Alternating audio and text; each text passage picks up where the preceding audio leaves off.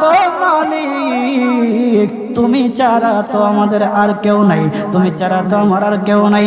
আল্লাহ গো তুমি যদি মাফ না করো কে আমাকে মাফ করবে? তুমি যদি মাফ না করো কে আমাকে মাফ করবে? তুমি যদি আমাকে মাফ করো তাহলে তোমার কোনো দিকে কমবে না, তুমি যদি আমাকে মাফ না করো তোমার কোনো দিকে বাড়বে না। আল্লাহ গো তুমি আমাকে মাফ করে দাও। সারাটা জীবন অন্যায় কাজ করেছি, সারাটা জীবন নাফরমানি করেছি, আমার কাছে কালেমার দাওয়াত কম আসে নাই, আমার কাছে কালেমার দাওয়াত কম আসে নাই, আমাকে লোকেরা কম বোঝায় নাই। ওগো আল্লাহ তুমি আমাকে মাফ করে দাও। মাফ না করলে কোথায় যাব, কার কাছে যাব? বাবা যখন মারে তখন মার কাছে আশ্রয় নেওয়া যায়, মা যখন প্রহার করে তখন বাবার কাছে আশ্রয় নেওয়া যায়, বাবা মা যখন প্রহার করে তখন দুনিয়ার কারো না কারো কাছে আশ্রয় নেওয়া যায়। ওগো আল্লাহ ওগো মালিক তুমি যদি আমাকে মারো, তুমি যদি আমাকে আযাব দাও, ওগো আল্লাহ কার কাছে যাব, কার কাছে গিয়া মাফ চাইবো? ওগো আল্লাহ মেহেরবানি করে মাফ করে দাও। এইরকম কান্না করতেছে, কান্না করতেছে, চোখের পানি তার এমন ভাবে পড়তেছে, দাড়ি ভিজতেছে, দাড়ি ভিজে জমিনের মধ্যে চোখের পানি পড়তেছে, কান্না করতেছে। বান্দাটা কান্না করতে করতে করতে করতে আমার আল্লাহর কাছে এমন গ্রহণযোগ্যতা অর্জন করেছে, মহান আল্লাহ রব্বুল আলামিন তার ডাকে সাড়া দিয়া তার জিন্দেগির সব গুনাহ মাফ করে দিয়েছেন। হযরত মূসা আলাইহিস সালাতু ওয়াস সালামের যুগের ঘটনা। একজন বড় পাপিষ্ঠ ছিল, জীবনে এমন কোনো গুনাহ নাই যে গুনাহ সে করে নাই। তার গুনার প্রতি অতিষ্ঠ হইয়া, মানুষ তার গুনার প্রতি অতিষ্ঠ হইয়া গ্রামের লোকেরা তাকে হাত পা বেঁধে জঙ্গলের মধ্যে ফেলে দিয়ে আসে। জঙ্গলের মধ্যে থাকতে থাকে, কিছুদিন থাকার পর মালাকুল মউত যখন তার সামনে এসে উপস্থিত, এর আগ মুহূর্তে সে বান্দা আল্লাহর কাছে ডেকে ডেকে বলতেছে, ওগো মালিক তুমি ছাড়া তো আমাদের আর কেউ নাই, তুমি ছাড়া তো আমার আর কেউ নাই।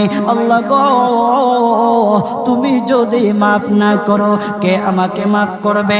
তুমি যদি মাফ না করো কে আমাকে মাফ করবে?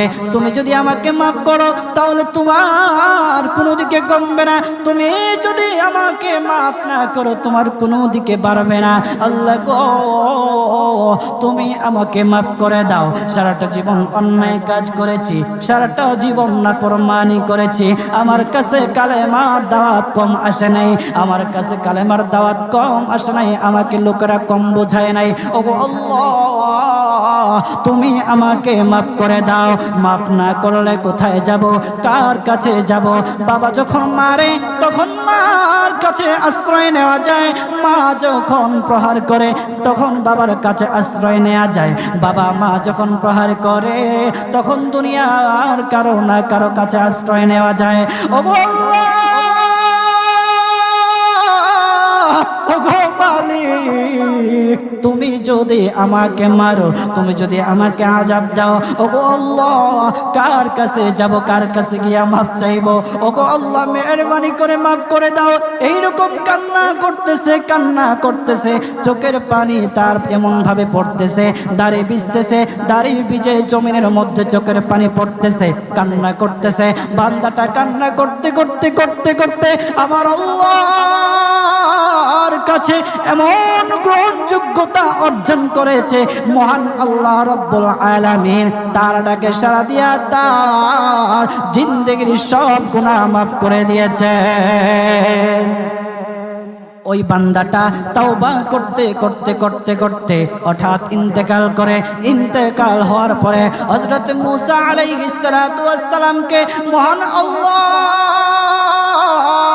বলে দিতেছে, পয়গম্বর মূসা ও দুস্ত দেখো অমুক জঙ্গলে আমার একটা পাগলা আশেক, আমার পাগলা একটা আশেক মারা গেছে, ওই আশেকটার জানাজা তুমি পড়াও, দাফন কাফনের ব্যবস্থা করো। ও মূসা আর তুমি একটা ঘোষণা দিয়ে বলে দাও, একটা ঘোষণা দিয়ে দাও, মূসা রে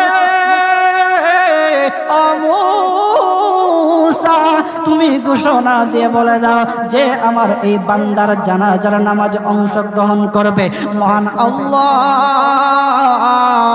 তার জীবনের সব গুনাহ মাফ করে দিবে। আল্লাহু আকবার। আরো জোরে বলেন না আল্লাহু আকবার, আরো জোরে বলেন আল্লাহু আকবার।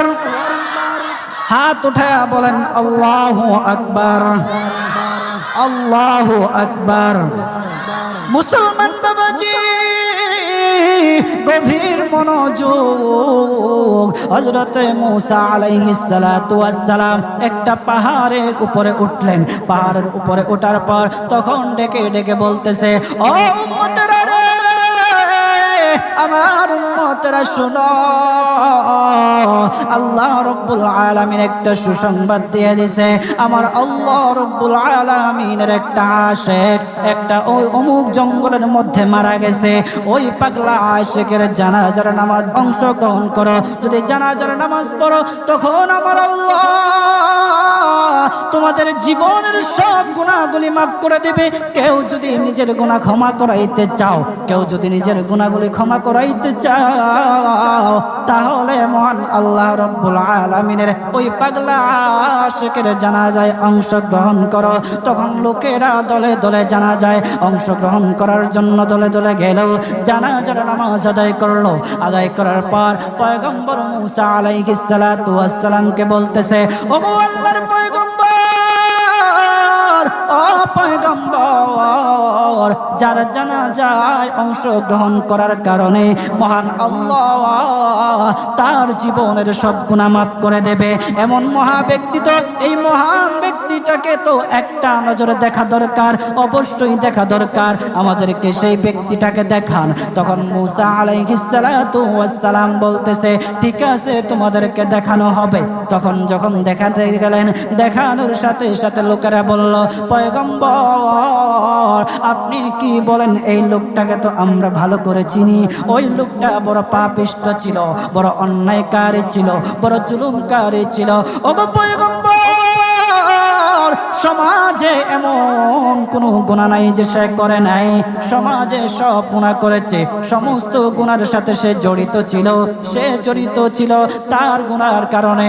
তার গুনার কারণে আমরা অতিষ্ঠ হইয়া তার হাত পা বেঁধে আমরা তাকে জঙ্গলের মধ্যে ফেলে দিয়ে আসি। এই পাপিষ্ঠ বান্দা আল্লাহ তাআলার বড় আশিক হতে পারে কিভাবে? আল্লাহ তাআলার প্যারা হতে পারে কিভাবে? পয়গম্বর মূসা আলাইহিস সালাতু ওয়াস সালাম আল্লাহর কাছে ডেকে ডেকে বললেন, আল্লাহ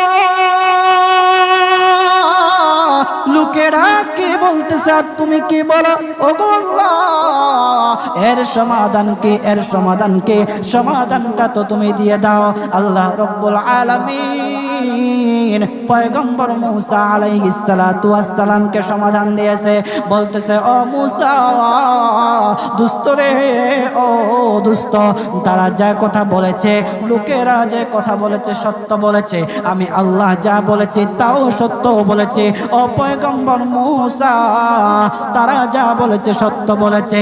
ওই বান্দা বড় পাপিষ্ঠ ছিল, ওই বান্দা বড় অন্যায়কারী ছিল, কিন্তু শেষ বয়সে আইসা তার হাত পা যখন বেঁধে, তার হাত পা বেঁধে যখন লোকেরা জঙ্গলের মধ্যে ফেলে দিয়ে আসলো, তখন সে আমার কাছে এমন ভাবে কান্নাকাটি করা শুরু করে দিয়েছে, এমন ভাবে তওবা করা শুরু করে দিয়েছে।